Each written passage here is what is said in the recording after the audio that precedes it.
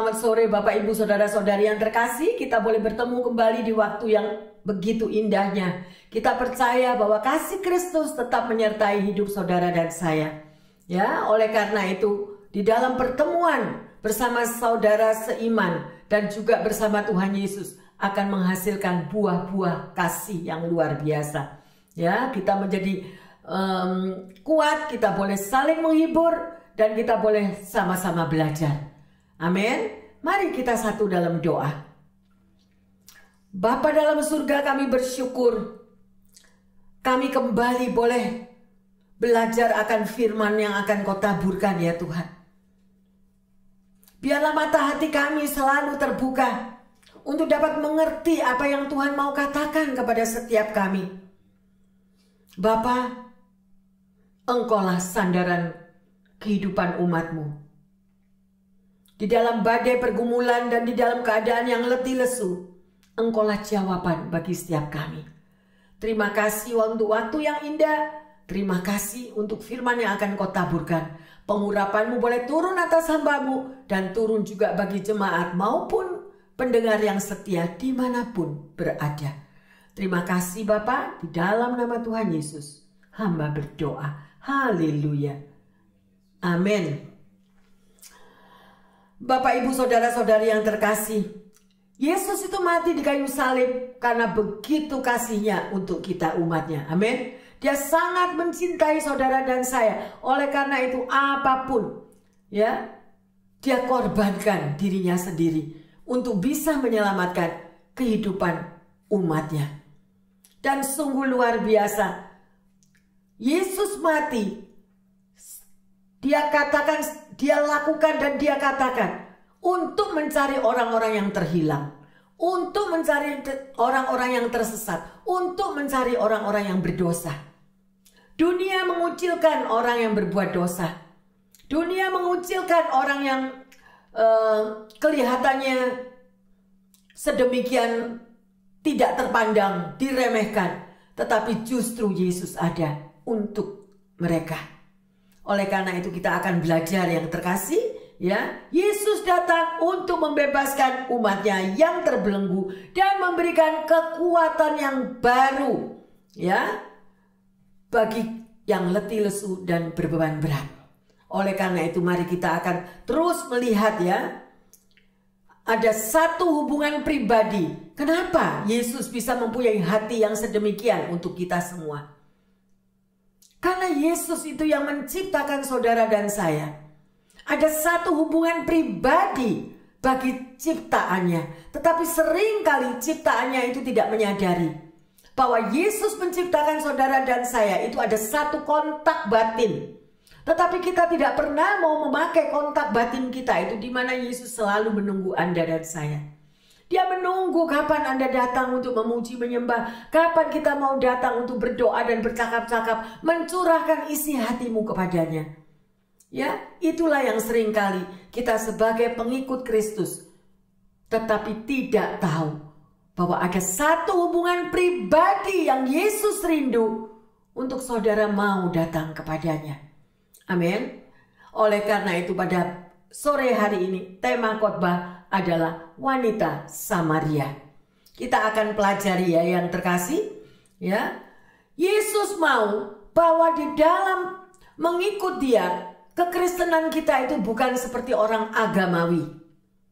Kekristenan bukanlah suatu agama, tetapi kekristenan adalah satu pengalaman pribadi, persekutuan pribadi antara kita dengan Yesus. Yesus juga bukan orang agamawi. Ya, kekristenan juga bukanlah agamawi, tetapi apa yang ada, ya, itu adalah yang Yesus mau Anda dan saya mempunyai kontak pribadi dengan Dia. Ada satu hubungan batin, ada satu ikatan batin. Jadi apabila Anda mengalami masalah, apabila kita mengalami sesuatu pergumulan, bahkan sampai putus asa, Yesus itu tahu, Dia kontak. Ya, Dia selalu melihat, Dia tidak pernah tinggalkan saudara dan saya. Mungkin ada yang bertanya, Pastor, kalau begitu itu buat mereka yang sedih, yang susah, yang demikian, yang letih lesu. Lah bagaimana kalau itu mereka pemberontak-pemberontak? Yesus juga tahu Bahkan Yesus mengasihi mereka, orang-orang yang memberontak. Yesus menunggu waktunya.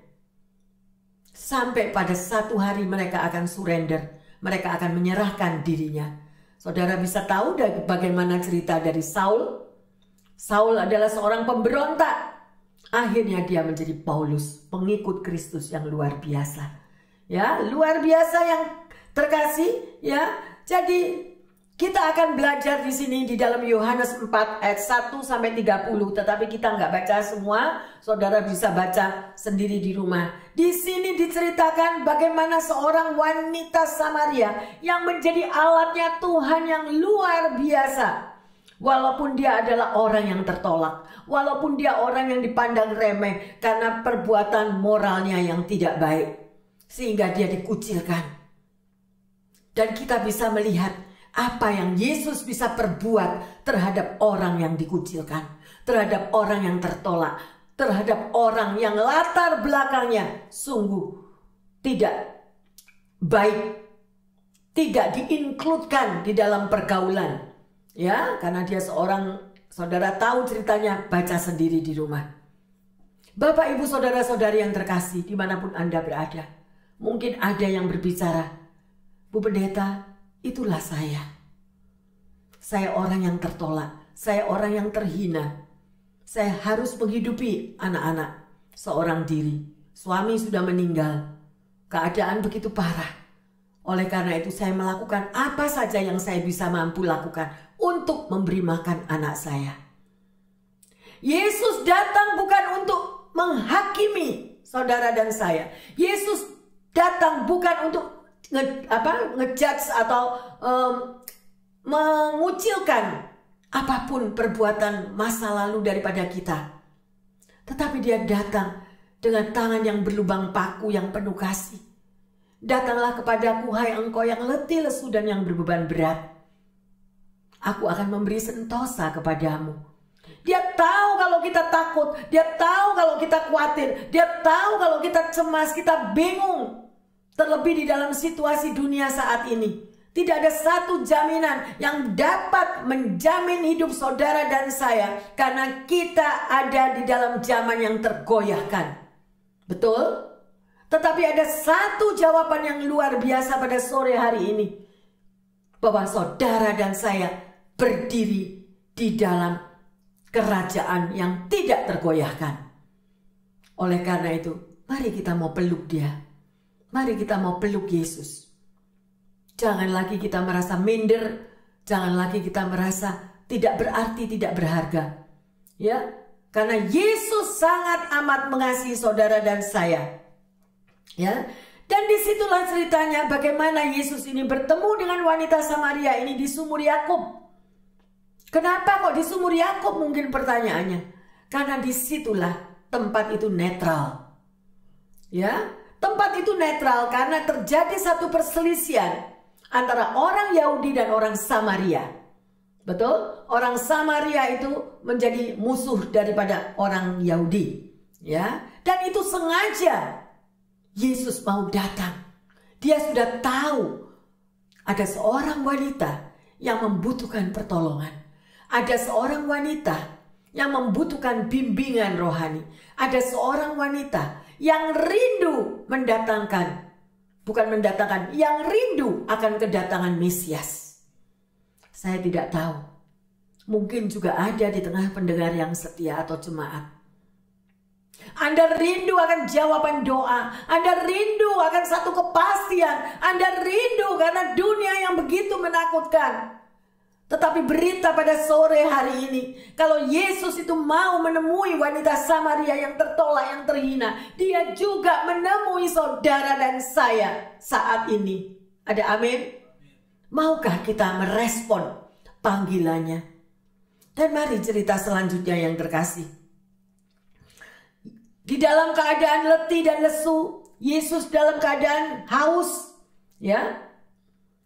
Dia datang di sumur Yakub itu.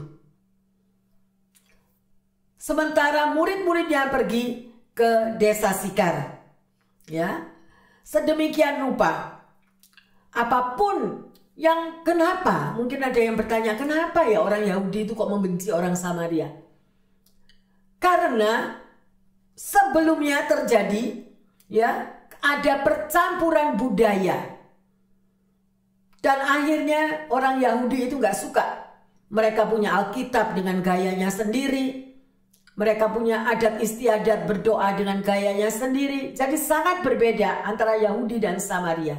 Kemudian terjadi perkawinan campuran. Dan itu Yahudi tidak bisa toleransi.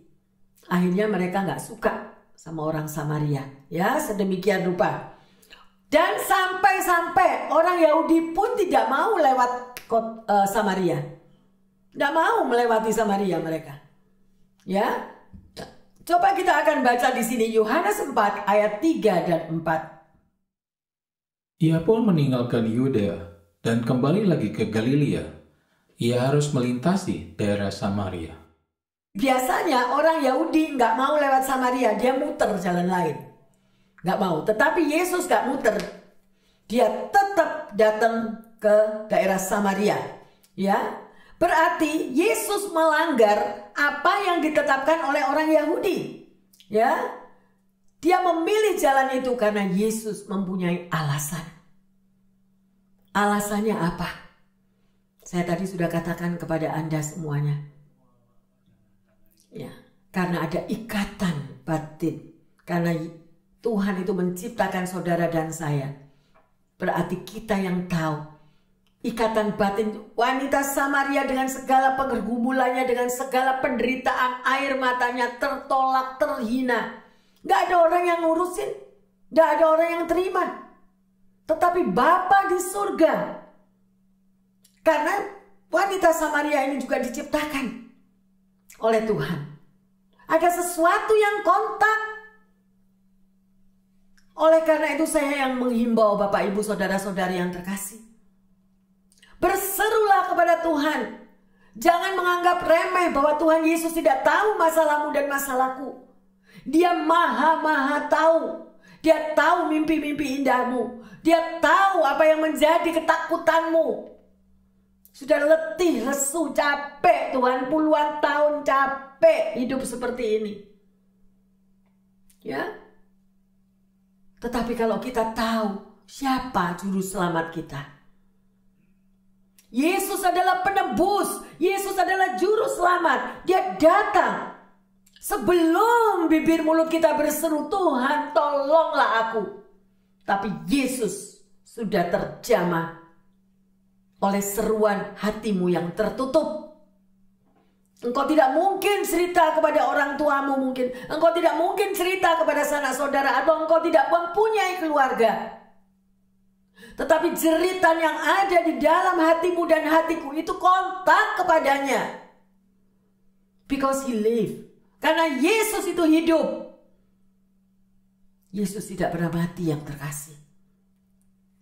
Oleh karena itu, Yesus itu tahu persis. Tahu kebaikan kita, tahu kejahatan kita, tahu pemberontakan kita. Tahu kesedihan kita. Sekali-kali walaupun kita seorang pemberontak, Tuhan gak tinggalin loh. Tuhan gak tinggalin. Kita ini yang ninggalin Tuhan terus menerus. Ya, kita mau belajar daripada cerita di sini ini. Ya, pada ayat ke-5 dan ke-7 kalau saudara nanti membaca sendiri. Wanita Samaria ini karena dia tertolak, dia tidak berani mengambil air di sumur itu. Semua kebiasaannya mengambil sumur pada pagi hari atau sore hari. Tetapi wanita Samaria ini dia mengambil di panas hari. Di siang bolong yang panas itu. Why? Kenapa? Supaya nggak ketemu orang. Karena sudah cukup dicaci, dimaki, dihina. Mungkin ada pendengar yang setia mengalami sehal seperti itu. Engkau dikucilkan, engkau ditolak, engkau dihina. Bahkan diremehkan. Tapi percayalah, mata Tuhan tertuju kepadamu. Mata Tuhan melihat hatimu yang paling dalam. Tetaplah berseru kepadanya. Tetaplah bersyukur Tuhan, apapun sekalipun semua orang meninggalkan aku. Tetapi engkau tidak pernah meninggalkan aku. Sang juru selamat. Maukah kita berkata demikian? Maukah kita katakan hal yang sedemikian rupa? Ya. Dan sebelum wanita Samaria ini tiba di sumur Yakub, Yesus sudah ada di situ. Dia menunggu. Dia tungguin, ngapain? Ya, dia tahu. Ya. Oleh karena itu, Bapak Ibu saudara-saudari yang terkasih, serukanlah jeritan hatimu kepadanya. Jangan mencari pertolongan daripada manusia. Kita akan kecewa. Kita akan kecewa. Ya, seberapa ada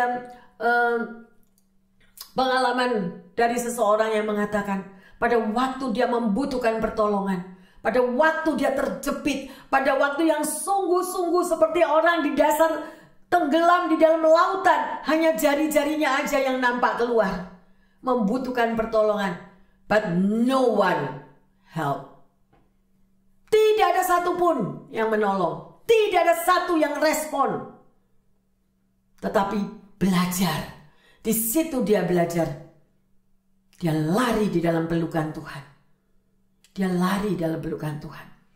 Oleh karena itu Bapak Ibu saudara-saudari yang terkasih, jangan Anda mengandalkan kekuatanmu sendiri. Selagi kita hidup di dunia, kita mengejar, begitu ambisi, mengejar satu kedudukan, mengejar keuangan sampai triple, double. Punya 1 miliar kurang, 1 billion kurang. Dan pada saat badai pergumulan hidup, di saat hampir selesai dan nafas hidup tinggal satu, apa yang dimilikinya tidak dapat menebus nyawanya. Betul? Oleh karena itu saya mengingatkan, dimanapun Anda berada, hiduplah setiap hari agungkan Dia. Hiduplah setiap hari connect dengan Dia. Connect dengan Yesus kita. Karena mujizat tetap ada, dahulu, sekarang, sampai selamanya.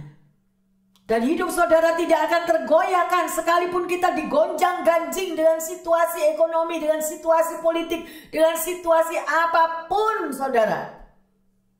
Kalau engkau menjerit berseru kepada Yesus, kita surrender, pasti mujizat terjadi. Alami. Jangan menjadi Kristen karbitan. Sekali lagi, sorry. Alami. Jangan cuma dengar kata orang mujizat itu ada. Kata orang Yesus itu hidup. No. Yesus mau saudara dan saya mengalami bahwa He is alive. Dia ada, Dia hidup. Dan batin hati daripada Yesus itu connect dengan hati orang yang berseru-seru kepadanya. Ada amin? Lah kalau disuruh berseru aja kok gak mau. Disuruh mengucap syukur aja gak mau. Disuruh baca surat cintanya juga gak mau.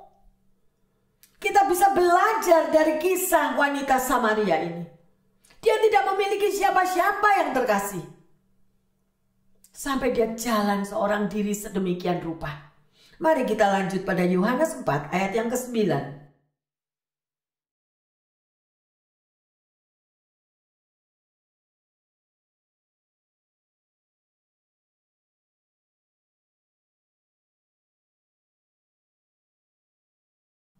Jelas kan?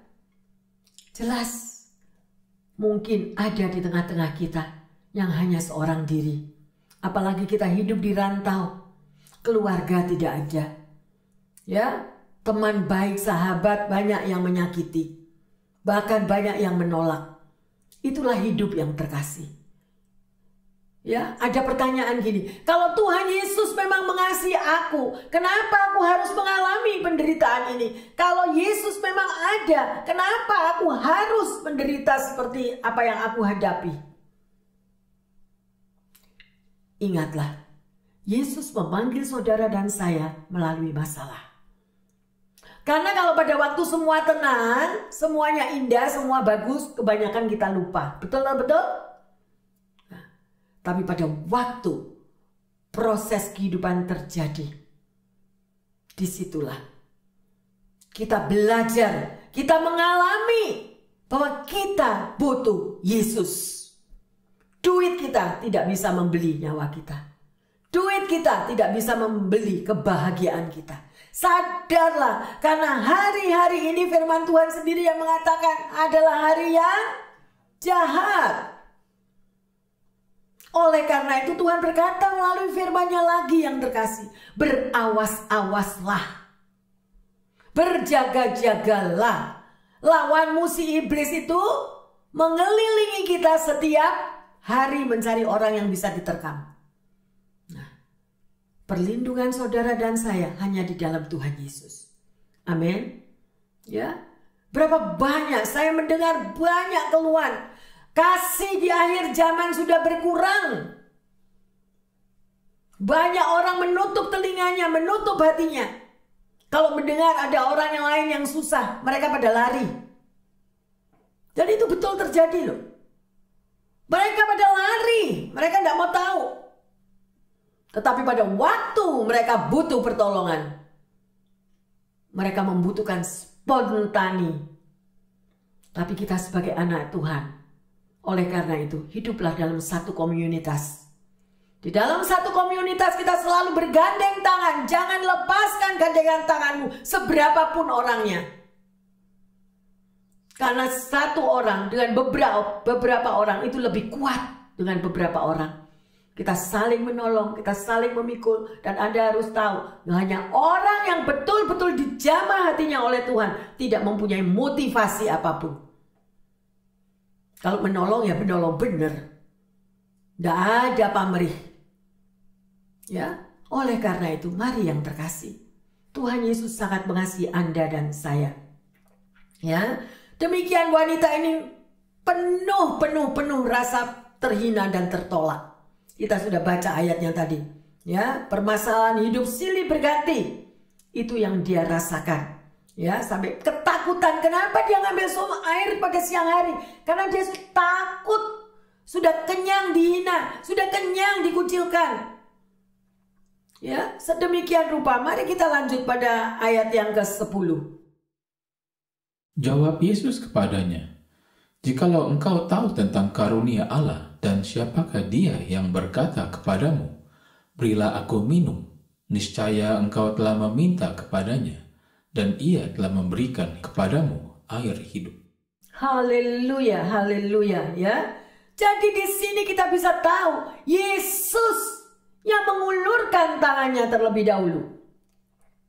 Wanita Samaria ini tidak kenal Yesus yang terkasih. Tidak kenal. Dia tidak tahu siapa Yesus. Dan Yesus sudah menunggu di sumur Yakub. Bertemu dengan dia. Bukankah itu luar biasa? Ada amin? Ya, jadi Yesus sendiri yang menawarkan kepada wanita Samaria ini. Jikalau engkau tahu tentang karunia Allah dan siapa Dia yang berkata kepadamu, berilah aku minum. Yesus meminta kepada perempuan ini. Dan dijawab lagi, niscaya engkau telah meminta kepadanya dan Ia telah memberikan kepadamu air hidup. Bapak, Ibu, saudara-saudari yang terkasih, Yesus datang saat ini kepada Anda dan saya. Dan Yesus berkata, berilah aku minum. Apa yang saudara sudah berikan untuk Yesus? Berikan aku minum yang terkasih. Yesus berkata. Dan setelah itu dikatakan lagi, kalau kamu tahu pada waktu engkau memberikan aku air minum, aku akan memberikan air hidup kepadamu. Berikan aku air minum. Berikan pujianmu, berikan penyembahanmu, berikan hidupmu. Maka Anda dan saya akan menerima air hidup itu. Artinya Yesus memberikan hidupnya total untuk Anda dan saya. Banyak orang yang tidak ngerti. Selalu yang dipikir, duit, duit, duit. Oh, aku mesti memberikan duit ini. No.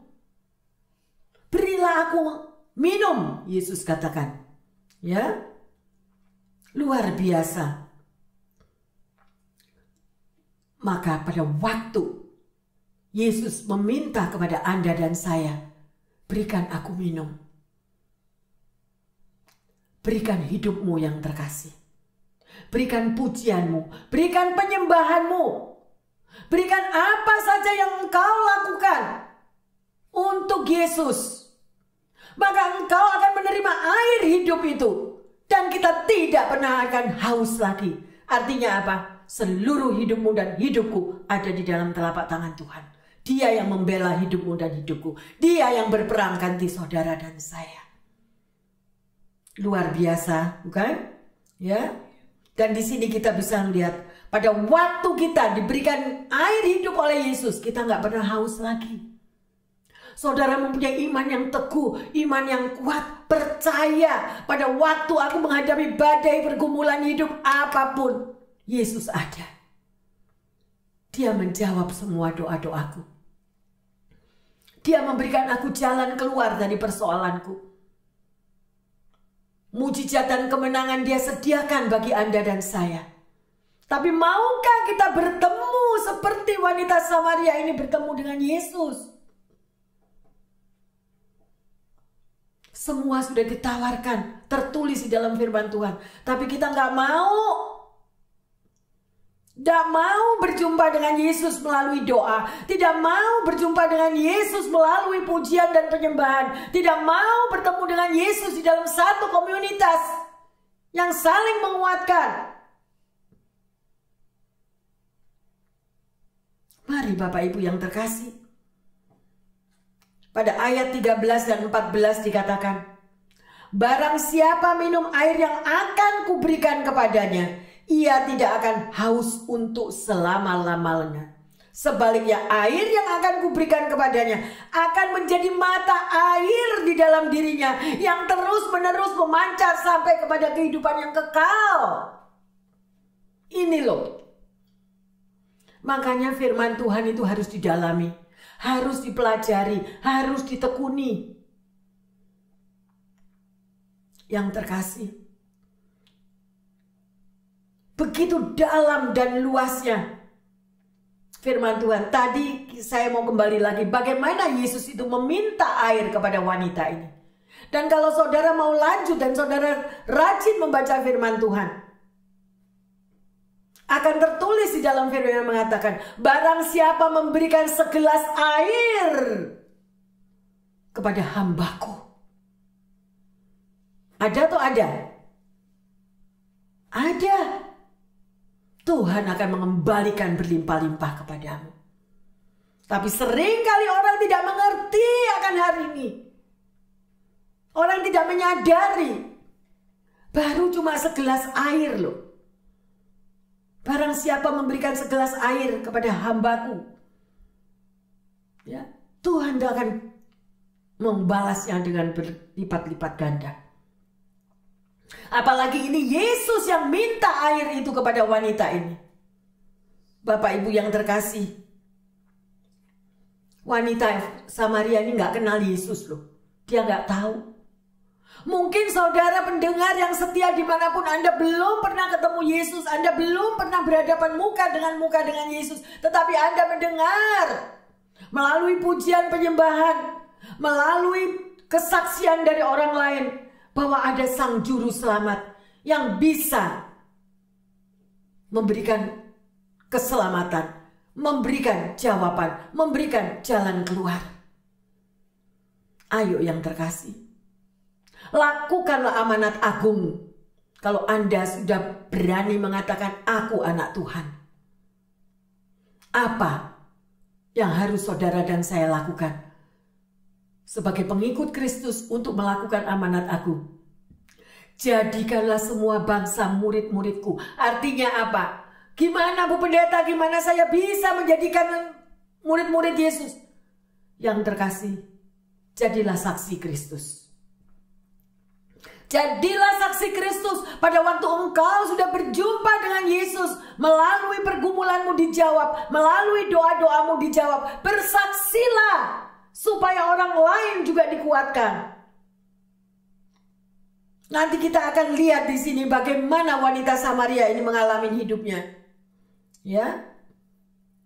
Oleh karena itu biarlah apa yang diminta Yesus kepada wanita Samaria Yesus saat ini juga meminta kepada saudara dan saya.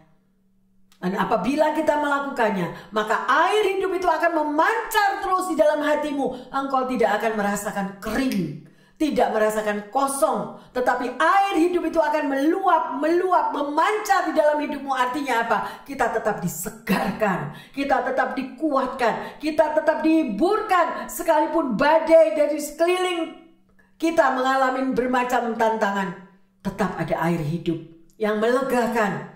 Saudara tidak akan kehausan lagi. Ada amin yang terkasih? Ya, mari kita lanjut. Ya, pada ayat 15-19 dikatakan, ya, apapun yang dihadapi oleh wanita ini, mungkin juga saudara dan saya menghadapinya.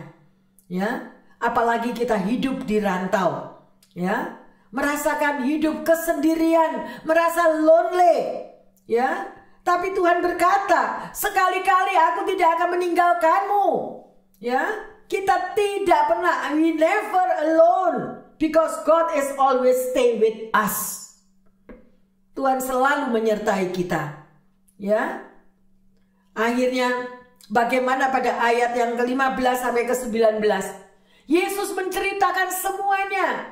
Kalau Anda mau baca di situ dikatakan, ya, kok bisa tahu Yesus itu siapa perempuan Samaria ini?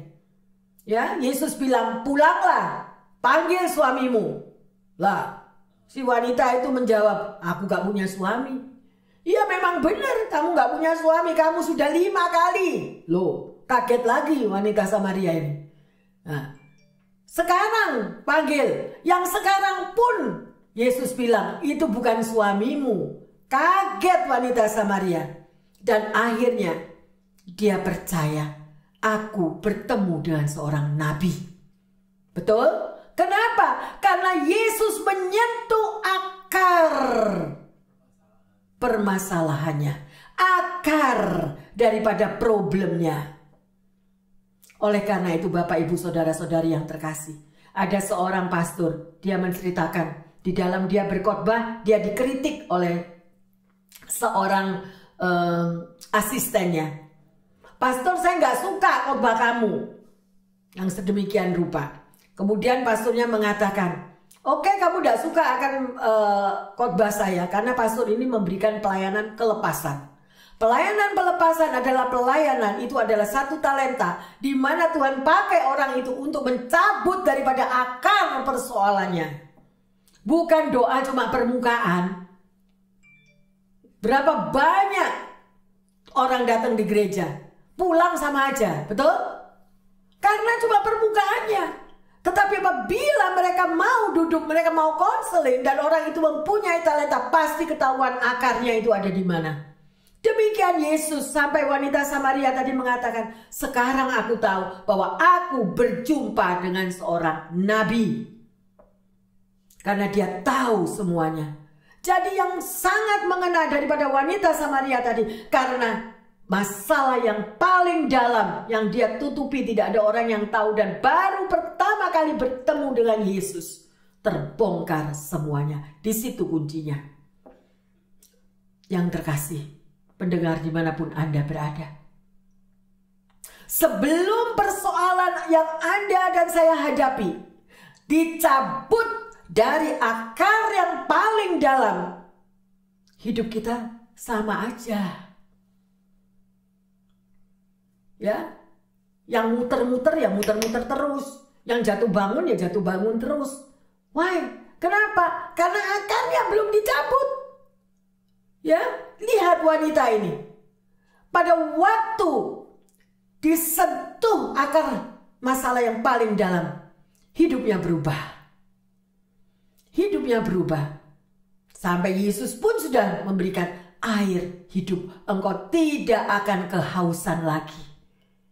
Maukah Bapak Ibu Saudara-saudari yang terkasih pendengar dimanapun berada, Anda menerima air hidup dari Yesus? Amin. Ya, sedemikian rupa. Jadi akar masalah yang paling dalam di dalam hidupmu dan hidupku, hanya kita sendiri yang tahu. Kita sendiri yang tahu bersama Tuhan. Bersama Tuhan. Ya, nggak perlu kita lari-lari. Waduh, cari pendeta yang punya talenta ini. Kalau ketemu ya kebetulan, puji Tuhan. Kalau nggak ketemu, Anda sendiri ngomong sama Tuhan. Amin. Seperti wanita Samaria ini kan bertemu dengan Yesus langsung. Anda bisa menemui langsung melalui doamu, pujianmu, penyembahanmu. Datang benar-benar. Cari dia sungguh-sungguh. Cari. Karena Yesus berada di dalam kerajaan yang tidak tergoncangkan. Jangan mencari pertolongan dari dunia ini. Benar-benar kecewa deh. Ya, yang terkasih, dokter sekalipun tidak akan bisa menyelamatkan. Ya, kalau bukan Tuhan yang menyelamatkan. Sedemikian rupa.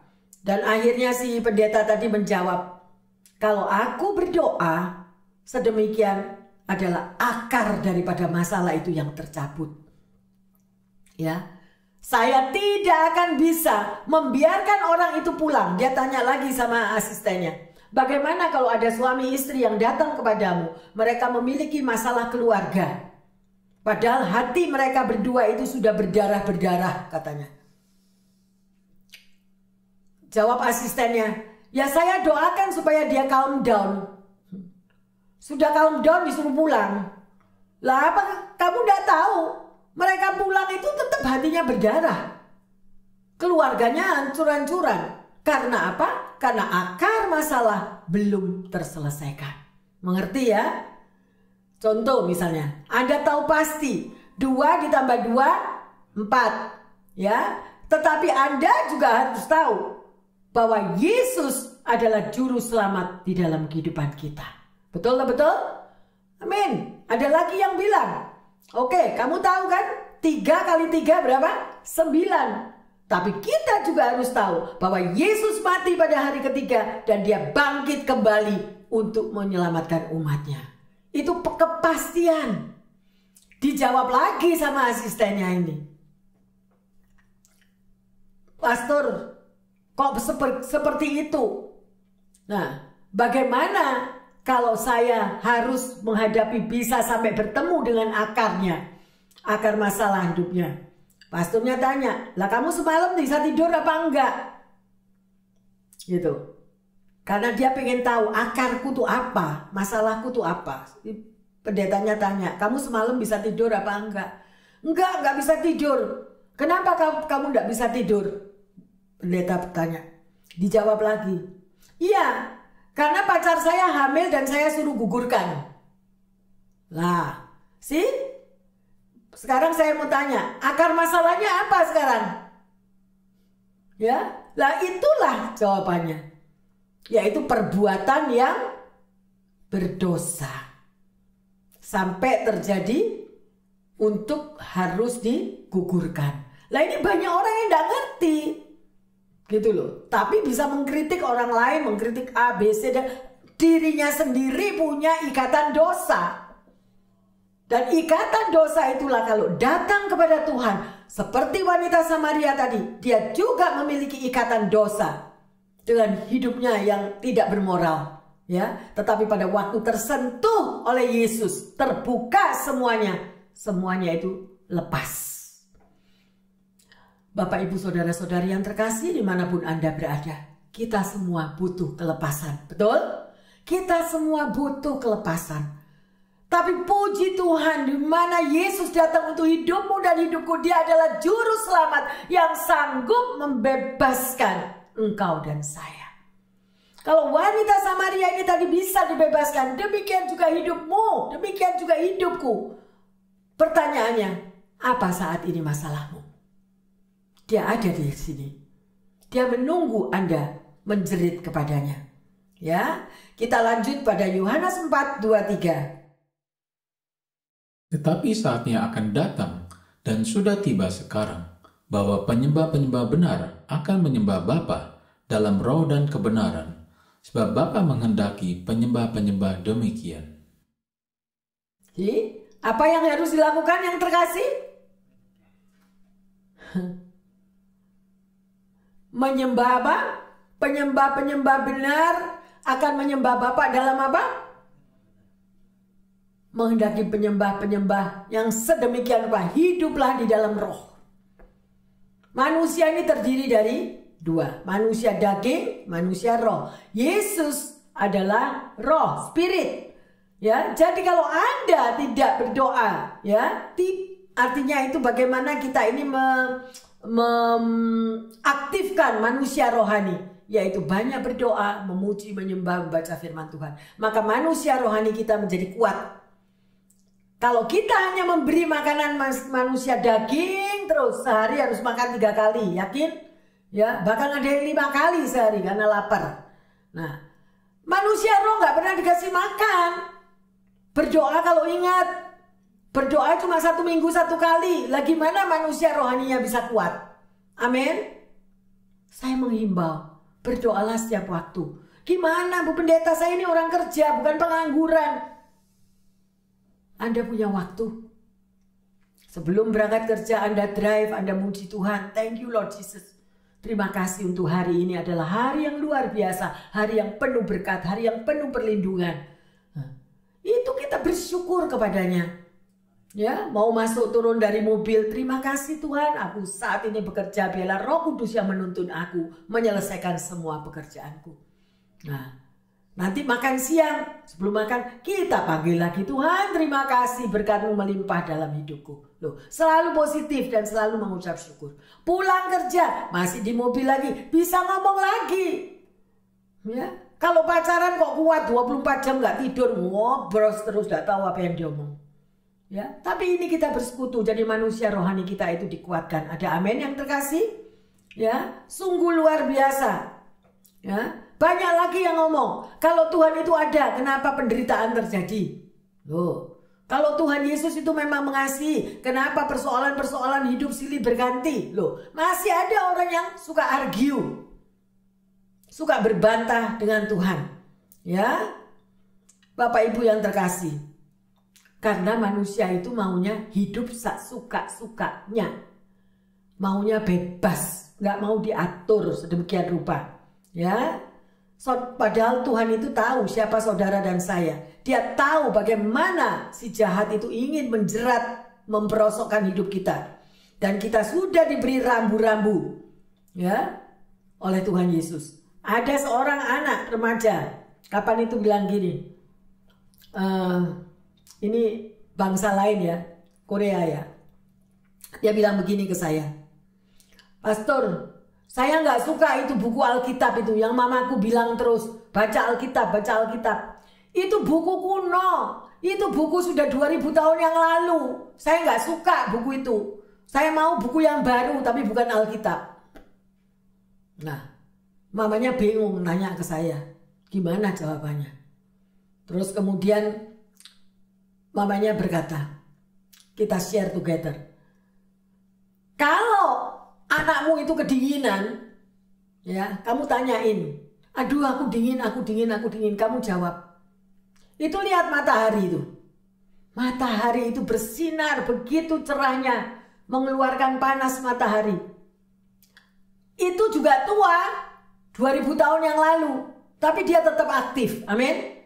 Matahari tetap aktif memancarkan sinarnya, memancarkan kekuatannya sekalipun tua. Nah, sampai dikatakan sedemikian rupa. Ya, nah ini yang dikatakan Alkitab dia nggak mau karena Alkitab itu buku tua. Ya, ada aja argumen-argumen yang sedemikian rupa. Mari Bapak Ibu yang terkasih, ya. Alkitab dikatakan tua, tetapi di dalam Alkitab ada kekuatan daripada Tuhan yang bisa mentransformasi kekuatan baru di dalam hidup saudara dan saya. Betul? Sekalipun tua dibilang Alkitabnya, tapi tetap mempunyai kuasa yang luar biasa. Mari kita kembali kepada perempuan Samaria itu tadi ya. Bagi Tuhan tidak ada hal-hal yang tersembunyi. Dia tahu persis siapa wanita ini dan sedemikian rupa Yesus datang untuk membebaskan, untuk melepaskan. Itu adalah satu pengalaman pribadi daripada wanita ini ya. Luar biasa. Ayo kita lanjut. Yohanes 4, 25, 26. Jawab perempuan itu kepadanya, aku tahu bahwa Mesias akan datang, yang disebut juga Kristus. Apabila ia datang, ia akan memberitakan segala sesuatu kepada kami. Kata Yesus kepadanya, "Akulah dia yang sedang berkata-kata dengan engkau." Luar biasa. Luar biasa. Maukah kita bertemu dengan Yesus? Pertanyaannya. Karena dengan pertemuan dengan Yesus itulah yang akan mengubah hidup Anda dan saya. Sekali lagi saya menghimbau, jangan lihat situasimu saat ini. Tetapi datanglah kepada Yesus, jumpailah Dia. Karena sebelum Anda datang kepadanya, Yesus sudah datang terlebih dahulu di dalam hidupmu dan di dalam hidupku. Alamilah perjumpaan dengan Yesus.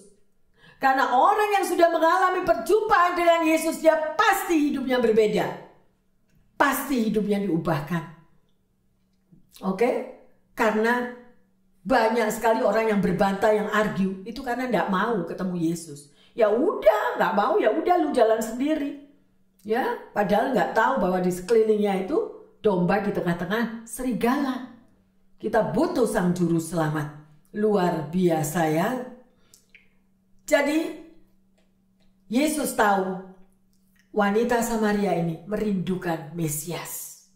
Dan dijawab, "Akulah dia."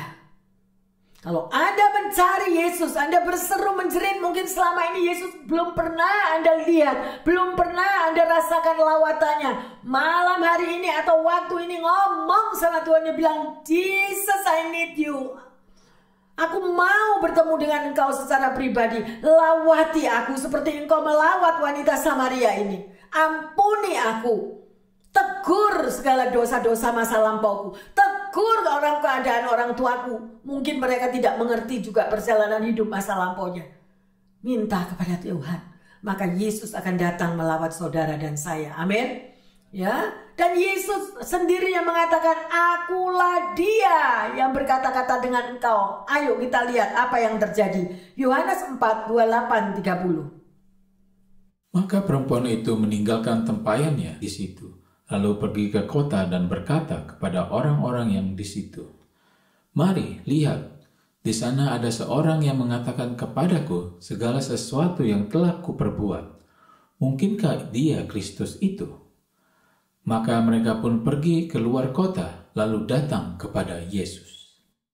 Kita lihat di sini yang terkasih. Pada ayat 28, wanita ini meninggalkan tempayannya. Tadi dia menimba air. Dia takut, gak mau ketemu orang kiri kanan. Sudah najis hidupnya, udah tertolak, terhina. Tapi pada waktu dia mengalami perjumpaan dengan Yesus, dan Yesus menyentuh daripada akar masalahnya yang paling dalam, wanita Samaria ini berubah. Dan dia tinggalkan tempayannya, dia tinggalkan masa lalunya. Dia tidak takut lagi, dia tidak malu lagi, dia tidak merasa terhina lagi. Karena perjumpaan dengan Yesus mengubah seluruh hidupnya. Maukah Bapak Ibu Saudara-saudari yang terkasih dimanapun Anda berada? Temuilah Yesus. Temuilah dia. Karena Yesus itu pasti sudah menunggu. Tapi kita yang berontak, kita yang marah-marah, kita yang sok pinter, kita yang merasa lebih tahu daripada Yesus. Memakai kekuatan sendiri. Kalau aku tidak begini nanti hasilnya begitu. Kalau aku tidak begitu nanti hasilnya begini. Tapi akhirnya hasilnya semuanya kosong. Dan wanita Samaria ini betul-betul perjumpaan dengan Yesus sudah diubahkan total. Dan pada ayat selanjutnya mengatakan apa? Dia pergi menemui orang-orang. Berani sekarang. Yang tadinya lari-lari seorang diri. Dan apa yang dia lakukan? Bersaksi. Aku sudah bertemu dengan seorang nabi. Aku sudah bertemu dengan Mesias. Bukankah itu Kristus? Mungkinkah dia Kristus? Bagaimana Anda dan saya? Saya menghimbau pada sore hari ini yang terkasih. Semua harus mengalami perjumpaan dengan Yesus, itulah yang mengubah hidup setiap kita. Apa yang dialami oleh wanita Samaria ini betul-betul menjadi satu kesaksian. Bukan cuma untuk wanita, untuk pria sekalipun. Dan pada waktu engkau mendengarkan daripada firman ini. Bersaksilah apabila engkau melihat ada orang lain yang perlu diselamatkan. Jangan disimpan sendiri. Pokoknya aku selamat sendirian. Ya, sedemikian. Akhirnya mereka datang kepada Yesus. Sungguh luar biasa. Karena banyak sekali pengikut Kristus yang separuh-separuh. Betul nggak betul? Anak Tuhan tapi hidupnya separuh-separuh. Dari kepala sampai pinggang ikut Yesus. Kalau weekend. Dari pinggang sampai kaki weekday. Pergi kemana-mana enggak tahu. Akhirnya dibilang apa? Kristen kapal selam. Ya, ada waktunya tenggelam, ada waktunya muncul. Ada waktunya tenggelam, ada waktunya muncul. Tapi di sini nggak ada. Dan kita sudah belajar dari wanita Samaria ini. Marilah hidup kita mau diubahkan. Ada amin yang terkasih? Kita lihat loh, kita lihat. Mungkin saudara bilang, gak mungkin Pak Pendeta saya dilawat Yesus. Lah, kata-katamu sendiri. Kalau Anda memang sebagai anak Tuhan yang betul-betul rindu akan lawatan Yesus. Baca firman Tuhan. Baca surat cintanya. Yesus tinggalkan 99 domba. Dan dia terjun ke dalam jurang mengambil satu, yaitu Anda dan saya. Karena begitu kasihnya. Karena begitu kasihnya. Akhirnya kita ditemukan oleh Yesus. Walaupun hidup kita berlumpur dosa, walaupun hidup kita begitu kotor, dia mencuci bersih. Bahkan firman-Nya mengatakan, walaupun dosamu semerah kirmisi, aku sanggup membuat putih seperti salju. Amin yang terkasih. Sungguh Tuhan Yesus luar biasa. Ya. Ada sebuah kisah nyata. Kisah ini sungguh-sungguh terjadi. Ya. Penulis ini bernama Richard Blanchard. Sejak muda dia itu memiliki masalah dengan paru-parunya. Bahkan hanya berfungsi sepertiga dari paru-parunya itu. Ya. Dengan kondisi yang sedemikian rupa, semakin hari semakin parah, tetapi Richard tidak pernah berhenti untuk melayani Tuhan. Dia terus semangat, ya. Dia selalu meninggikan nama Tuhan dan bahkan dia selalu menulis lagu-lagu pujian. Bahkan pada tahun 1953, Richard menjadi seorang pendeta di sebuah gereja di Florida. Sebagai pendeta, tugasnya adalah memberikan konseling pranikah kepada muda-mudi yang akan menikah. Suatu saat ketika sudah janjian kepada pasangan yang akan menikah ini, pasangannya itu gak datang. Pasangannya itu terlambat, gak tahu berapa jam. Ya, jadi di dalam keadaan Richard ini kecewa, dia berkata kepada sekretarisnya, kalau mereka datang, katakan bahwa saya ada di office. Ya, saya akan tunggu mereka selama 30 menit. Ya, katakan demikian. Kemudian setelah itu kalau memang tidak datang, saya akan pergi. Maka Richard ini pergi ke ruangannya di situ dan dia mulai memainkan pianonya. Tiba-tiba ada sesuatu kuasa yang turun atas dia, menimbulkan suatu inspirasi untuk memainkan lagu-lagu berdasarkan pada Yohanes pasal 4 ini tadi. Ya, cerita daripada Yohanes pasal 4 tadi saudara tahu kan bagaimana ceritanya. Kemudian Richard berkata begini, karena pada waktu aku nggak mood, karena pada waktu aku kecewa, aku harus melayani, aku tidak mau melayani. Tetapi ada satu kuasa di dalam diriku agar aku tetap mau melayani. Ya, itu sambil dia memainkan pianonya sambil memuji menyembah. Ya. Pada waktu aku sudah tidak mau melakukan apa-apa, aku menyerah di dalam hidupku. Justru Yesus memberikan semangat yang baru di dalam hidupku untuk aku bisa menyelesaikan perjalanan hidupku selanjutnya. Dan itulah yang Richard Blanchard ini mulai memuji menyembah Tuhan. Dan dia tulis semua kata-kata itu. Kata-kata yang menjadi inspirasi agar dia tetap terus mampu walaupun dikecewakan, walaupun ditolak. Seperti wanita Samaria ini tadi adalah orang yang tertolak, orang yang dikucilkan. Demikian Richard Blanchard ini juga mengalami yang sedemikian rupa. Memang sebagai seorang pelayan Tuhan banyak mengalami penolakan, banyak mengalami kecewa. Ya, tetapi Richard melalui inspirasi dia memainkan lagu-lagu tadi, dan Holy Spirit atau Roh Kudus itu yang menuntun dia mampu untuk menyanyikan sebuah lagu yang luar biasa. Ya. Dan sekalipun kehidupan orang itu begitu jelek, tapi di hadapan Tuhan orang itu tetap terpandang. Tuhan tetap mengasihinya. Di saat-saat mungkin saudara merasakan tidak nyaman di dalam hidupmu, Tuhan akan tetap memakai engkau untuk menyampaikan firman-Nya. Ya, sedemikian rupa itulah yang dikatakan oleh Richard di dalam lagu tersebut. Bapak, Ibu, saudara-saudari yang terkasih, kalau Anda tahu apakah lagu itu? Dan lagu itu sering kali kita nyanyikan. Fill my cup, oh Lord. Itu adalah waktu dia sudah gak mau lagi, dia kecewa, dia tidak bisa lagi melakukan apa-apa. Tapi Richard tetap datang kepada Tuhan. Dia memainkan lagu-lagu gak tahu apapun, tiba-tiba satu power, satu urapan turun, dan akhirnya dia bisa menuliskan kata-kata lagu itu tersebut. Isilah Tuhan, bejana hidupku. Bapak, Ibu, saudara-saudari yang terkasih, saya tidak tahu keadaan saudara. Mungkin Anda juga mengalami kekecewaan, kepahitan, terkucil yang sedemikian rupa. Ya, tapi Yohanes 4:1-30 itulah yang menghasilkan lagu Fill My Cup, Oh Lord. Sungguh luar biasa. Pertanyaannya, adakah kita memiliki kerinduan untuk bertemu secara pribadi dengan Yesus? Yang kedua, apakah saudara dan saya sudah menyembah Tuhan di dalam roh dan kebenaran?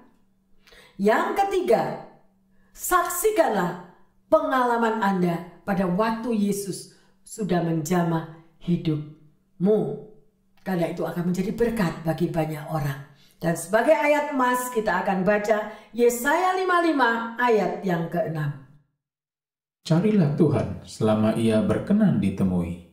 Berserulah kepadanya selama Ia dekat. Amin. Luar biasa yang terkasih. Ya, carilah Tuhan selama Ia berkenan ditemui. Kita lihat wanita Samaria ini tidak pernah mikir sebelumnya kalau dia ketemu sama Yesus. Betul? Gak pernah ketemu. Tapi siapa yang kontak hatinya dulu? Yesus. Kalau Yesus bisa menemui wanita Samaria, Yesus juga menemui saudara dan saya. Sungguh luar biasa cinta kasihnya. Amin.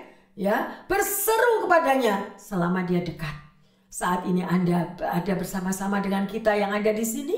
Mari yang terkasih, bukalah hatimu. Kita bangkit berdiri. Kita akan memuji. Katakan, isilah Tuhan bejana hidupku.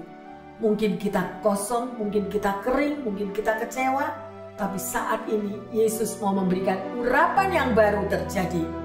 Buka hatimu sungguh-sungguh dan terimalah Dia sebagai juru selamat dalam hidupmu.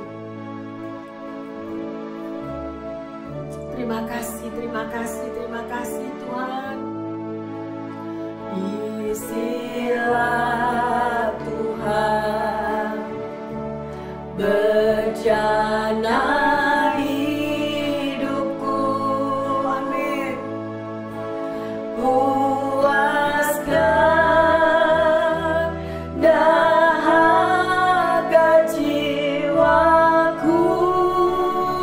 Oh, haleluya. Roti kehidupan beriku makan sepuasnya. Isilah hingga selamat sempurna. Biarlah lagu ini menjadi berkat untuk saudara dan saya. Berserulah kepada Tuhan. Katakan, Tuhan, isilah Tuhan. Isilah hidupku, isilah Tuhan. Haleluya Yesus, puaskan Tuhan, puaskan dahaga jiwaku. Haleluya, dahaga jiwaku. Yes Lord Jesus. Roti kehidupan, beriku makan sepuasnya. Isilah hingga selamat sempurna. Fill my cup, Lord. Hanya Tuhan yang mampu mengubah hidup kita. Hanya Tuhan yang mampu mengisi kehausan hidup kita. Mari yang terkasih, biarlah kita mau menyembah, kita mau beri yang terbaik melalui pujian. Come and quench this thirsty of my soul. Hallelujah. Breath of heaven, feed me till I want no more. Fill my cup, fill it up and make me whole. Dengan iman katakan, fill my cup, Lord. Fill my cup, Lord. Hallelujah. I lift it up, Lord. Yes, Jesus. Come and quench this thirsting of my soul. Benar Tuhan. Bread of heavens, feed me till I want no more. Fill my cup, fill it up and make me whole. Tuhan, luar biasa Engkau Tuhan. Sungguh luar biasa Engkau Tuhan. Terima kasih Bapak. Terima kasih Tuhan, lagu ini menjadi kesaksian yang nyata Tuhan. Fill my cup, fill it up and make me whole. Tuhan, terima kasih untuk firman-Mu yang penuh kuasa. Terima kasih Tuhan untuk lagu ciptaan ini yang betul-betul terjadi mengalami kisah dari Yohanes 4 ini Tuhan. Dan ini adalah satu kesaksian yang dahsyat dari pendeta ini Bapak. Bahwa Engkau sanggup. Engkau sanggup mengisi perjumpaan pribadi dengan umat-Mu yang mencari Engkau. Yang haus dan lapar, yang letih dan lesu Tuhan. Engkau akan berikan sentosa melalui perjumpaan itu. Terima kasih Bapa dalam surga. Kami mengucap syukur Tuhan. Karena betapa kasih-Mu, Engkau tidak melihat latar belakang setiap kami. Engkau tidak melihat siapapun dengan dosa-dosa kami semerah kirmisi Tuhan. Engkau tetap mampu Tuhan membuat putih seperti salju karena Engkau mengampuni umat-Mu. Terima kasih Bapa. Kasih-Mu yang begitu besar itu sungguh nyata. Dan kami bukan menjadi anak Tuhan yang sia-sia di dalam mengiring Engkau, tetapi betul-betul sesuatu yang baru. Ada mujizat terjadi Tuhan bagi pendengar dimanapun mereka berada. Mendengar kesaksian ini, hidup mereka boleh dikuatkan, diteguhkan. Bahkan yang sakit Engkau sembuhkan, yang kekurangan Engkau berikan jalan keluar Tuhan. Yang mengalami Tuhan segala apapun kegelisahan di tengah hubungan keluarga, Bapa Engkau berikan terobosan. Karena Engkau yang melawat mereka. Kami percaya Tuhan mendengar setiap doa anak-anak-Mu. Dimanapun mereka berada, di kamar-kamar. Bahkan ada yang putus asa. Bahkan ada yang Tuhan menjerit kepadamu. Engkau pasti datang. Engkau melawati mereka seperti Engkau melawati wanita Samaria. Dan juga Engkau sudah melawati kami yang ada di sini. Terima kasih Bapa dalam surga. Di dalam nama Tuhan Yesus kami berdoa dan mengucap syukur. Haleluya. Kami percaya Tuhan sudah menjamah kami. Semuanya mengatakan amin, amin, amin. Bapak, Ibu, saudara-saudari yang terkasih, kerinduan untuk memiliki perjumpaan dengan Yesus pasti akan mengubahkan hidup saudara dan saya, dan hidup kita tidak akan sama lagi. Karena Yesus sangat mengasihi umatnya. Haleluya. Amin, amin, amin. Tuhan Yesus memberkati semuanya.